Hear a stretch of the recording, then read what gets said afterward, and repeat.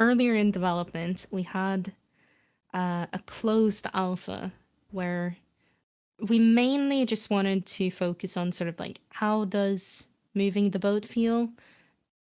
We had a couple of like basic port tasks in. We had some charting. We didn't have Barracuda trials. We did have a very basic salvaging as well. So we had these three things and obviously navigation, and we felt like it was a bit empty. So we wanted to add some islands and like stuff for people to actually experience when they were going around and exploring and stuff.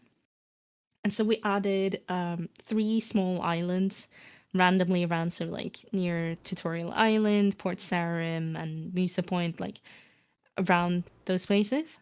And then we had a final island with a chest on. And so a lot of people found the chest and then they realized that, oh, to open it, you need three keys. And to get the keys, you needed to like either go to the other islands to find the key on one of those. You needed to do some of the gameplay to get one of the keys from that. And so it basically like was a very soft way to get you to interact with stuff. And then at the end, you sort of got a reward from that chest. And what the reward was just a note, and it said to go and speak to someone in the crafting guild. And so you went to the crafting guild, you got a bit of dialogue, and that was pretty much it.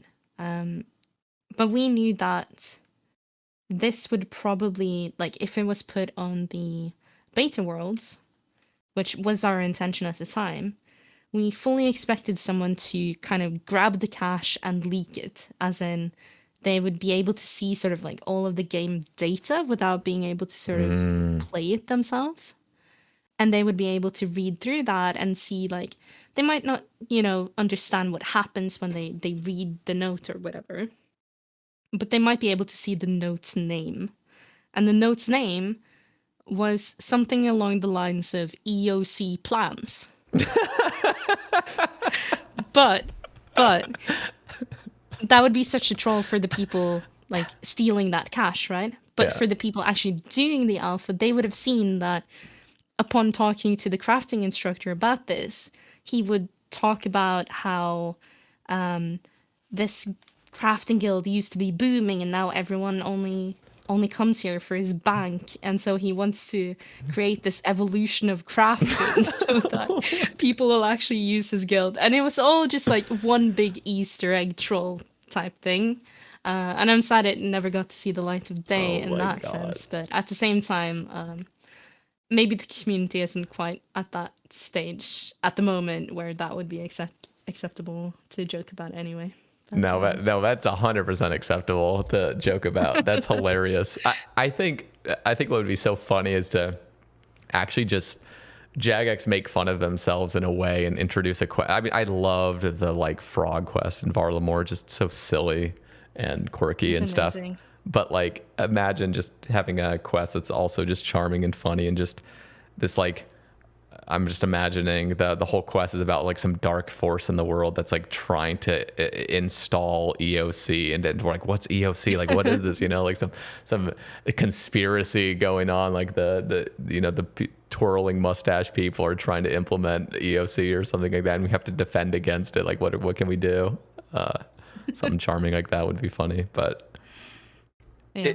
it you know No, what's definitely. it is funny like thinking back because I wasn't actually playing the game at that time. As soon as Wilderness got removed and Free Trade got removed in 2007, I just got interested in different games and didn't really play RuneScape until 2015, old school. But it really seems like EOC was the devs trying to genuinely create a bigger, more immersive game. And like to do that, they needed to, in their eyes, like expand from this archaic system of just point and click and that's it. And one of the sad things that we just see is like too big of changes to a game where people have been playing for a decade plus.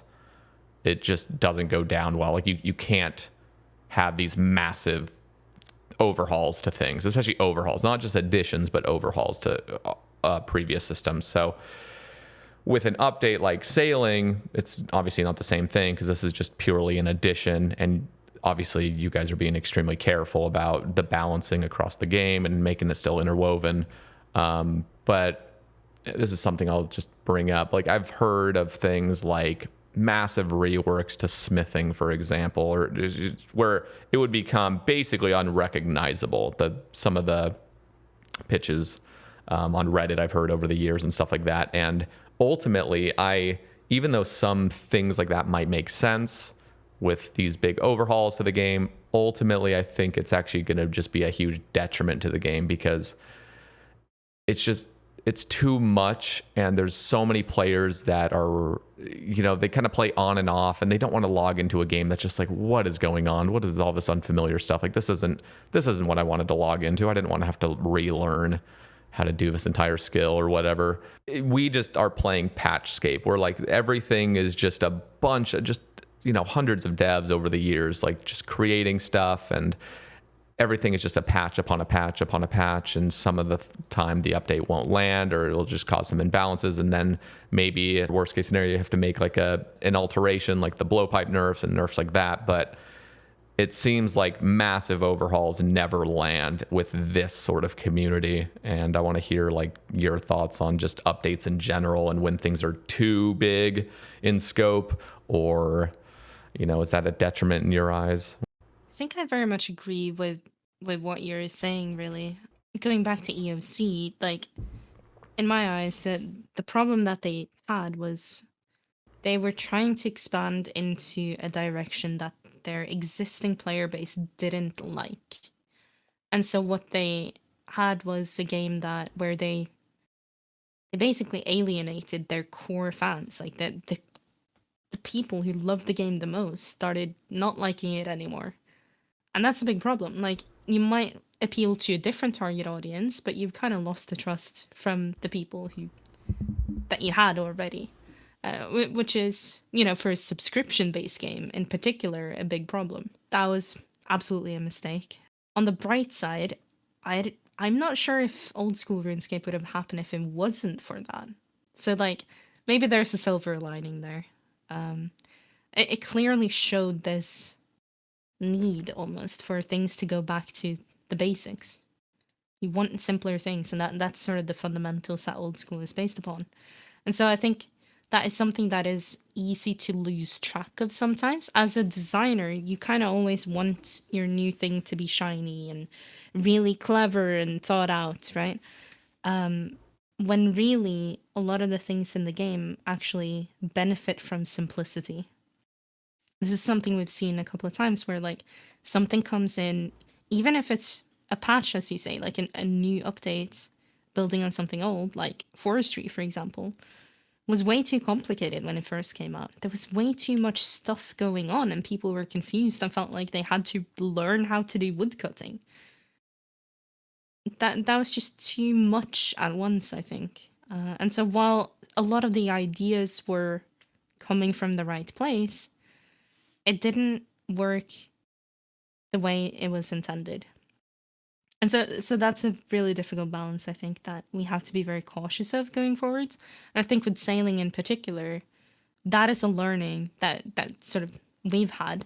I don't think anyone from my team necessarily worked on it, but we've obviously, as in worked on forestry, we've obviously seen what worked and what didn't, and are sort of trying to learn from that and go, okay, well, it was too complicated. Let's, when we introduce new systems, not introduce a bunch of different items with a bunch of different effects in that same way, right? Keep it more basic.